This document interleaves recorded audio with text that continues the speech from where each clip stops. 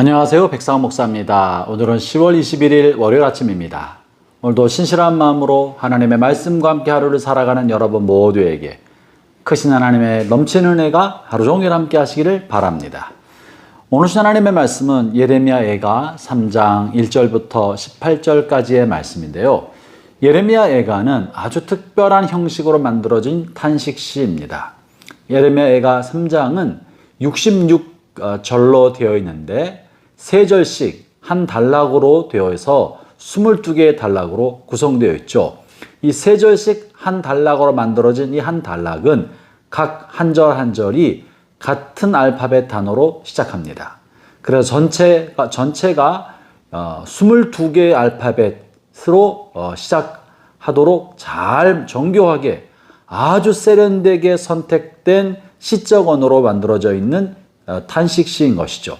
그래서 본문에 있는 내용은 현재 실제적인 예루살렘의 모습이라기보다는 강력한 슬픔과 절망적 상황을 시적인 언어로, 은유와 상징을 통한 시적 언어로 표현하고 있는 잘 만들어진 그런 시인 것입니다. 본문에서 하나님의 영감을 입은 시인은 절망적 상황, 가슴 아픈 상황을 여러 가지로 표현하고 있는데 1절부터 3절을 제가 읽어보죠. 여호와의 분노의 매로 말미암아 고난당하는 자는 나로다. 나를 이끌어 어둠 안에서 걸어가게 하시고 비단에서 걸어가지 못하게 하셨으며 종일토록 손을 들어 자주자주 나를 치시는도다. 본문의 핵심적인 내용은 멸망한 나라 유다와 예루살렘을 자기와 동일시하고 있다는 사실입니다.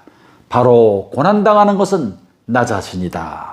멸망당하여 어둠을 걷고 있는 것은 바로 나 자신이다 하면서 자신 속한 공동체가 바로 자기 자신인 것으로 여기고 있는 거예요. 사랑하는 형제자매 여러분, 이것이 바로 하나님의 사람의 마음입니다. 하나님의 사람은 자신 속한 공동체, 자기에 맡긴 공동체를 자기 자신과 동일시적인 마음을 가지고 있어야 합니다. 그래야 공동체를 향한 주님의 마음으로 기도하고 공동체에 대한 하나님의 사명을 목숨을 걸고 자신의 삶으로 성취하고자 하지 않겠습니까?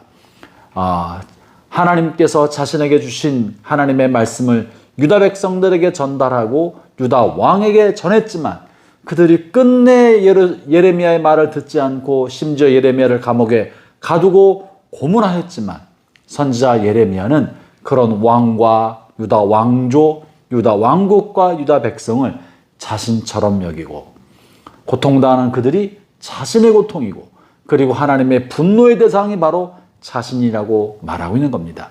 사랑하는 형제자매 여러분, 여러분에 속한 공동체에 대한 이런 예레미야와 같은 깊은 책임감이 저나 여러분 모두에게 함께 하시기를 바랍니다. 여러분의 가정은 하나님이 여러분에 맡겨준 사명지입니다. 가족의 문제가 나 자신의 문제 아니겠습니까? 동시에 일터에 하나님이 나를 보내줬고 나를 보내신 것이 하나님의 뜻이 틀림없다면 일터는 나의 사명지요, 일터의 문제는 나의 문제인 것입니다. 몸된 교회 공동체도 동일합니다. 하나님이 나를 몸된 교회 공동체 이름으로 보내셨다면 교회 문제는 나의 문제요. 교회 비전은 나의 비전이요. 교회 아픔은 나 자신의 아픔인 것입니다. 그러므로 우리는 내가 속한 가정과 일터와 교회를 위해 기도할 때 나의 문제로 안고 기도하고 부르짖고 간구하며 하나님의 사명이 내게 맡긴 이 사명지에 성취될 수 있도록 간절한 마음으로 기도하고 그 사명의 완성을 위하여 자신을 드려야 하지 않겠습니까? 이렇게 예레미야는 유다 공동체를 자기 문제, 자기처럼 인식해서 내가 하나님의 분노의 대상이다 라고 표현하고 있으면서 자신이 갖고 있는 아픔과 고통을 또한 이렇게 표현하는데요. 자신의 삶에 아무 희망이 없다는 걸 말합니다. 유다가 희망이 없어 완전히 멸망이 되고 더 이상 살아날 희망이 없다는 그런 표현을 5절처럼 표현합니다. 4절 5절이죠. 나의 살과 가죽을 쇠하게 하시며 나의 뼈들을 꺾으셨고 고통과 수고를 쌓아 나를 애우셨으며 나를 어둠 속에 살게 하시기를 죽은 지 오랜 자 같게 하셨도다. 이제 살과 가죽이 쇠했고 뼈가 꺾여져서 다시 살아날 수 없게 됐고 그리고 땅에 던져져 묻혀서 깊은 어둠 속에 오래된 자처럼 부패한 시신이 되어버려서 더 이상 살아날 희망이 없습니다. 가능성이 없습니다. 라는 표현을 하고 있는 겁니다. 사랑하는 형제자매 여러분, 뿐만 아니라 시인은 하나님 앞에 부르짖어 간구하지만 하나님이 나의 기도를 거절하셨다라고 말합니다.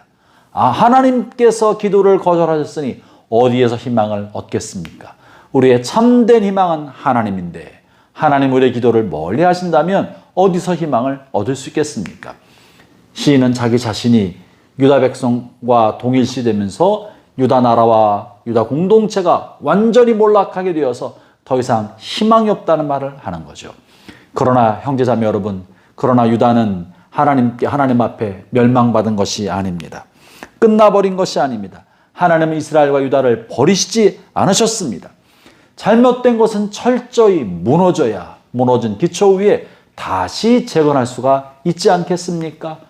잘못된 것을 어설프게 손댔다가는 더 높은 건물을 지을 수가 없는 것입니다. 기초부터 다시 하려면 완전히 허물어야 하는 것입니다.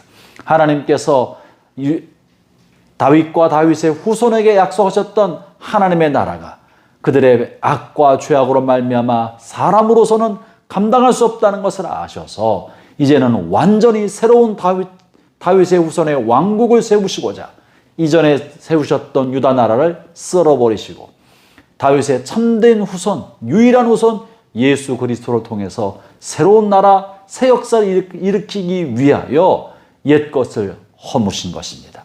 그러므로 우리에게 다가온 깊은 어둠은 새날의 시작인 줄로 믿기를 바랍니다. 옛 것이 지나가야 새 것이 옵니다. 깊은 어둠은 새날의 시작을 말하는 것입니다. 옛 것이 무너진 것은 새 것을 쌓을 수 있는 기초가 마련된 것입니다. 그러므로 어둠이 깊을수록 새날에 다가왔다는 것을 믿고 하나님께서 새로운 역사를 일으킬 것에 대한 소망을 갖기를 바랍니다. 사업이 어려운 분이 있습니까? 여러분의 삶에 어려움을 겪고 있는 분이 계십니까? 하나님의 새날이 다가오고 있다는 사실을 믿고 하나님이 하실 일 안에서 희망과 소망의 불길을 발견할 수 있게 되기를 바랍니다. 하나님의 은혜가 오늘도 여러분 모두에게 함께 하시기 바랍니다. 기도하겠습니다. 하나님 아버지 감사합니다. 주님이 우리를 다시 살리기 위하여 때로 옛 것을 무너뜨린 것을 알게 되었습니다. 오 하나님, 여전히 하나님은 우리의 희망이시고 주님 우리를 버리지 않으신 분이심을 인하여 감사합니다. 오늘도 주님과 동행하는 삶을 살아가고자 합니다. 주여 저희의 발걸음 인도에 주옵소서. 예수님 이름으로 기도합니다. 아멘.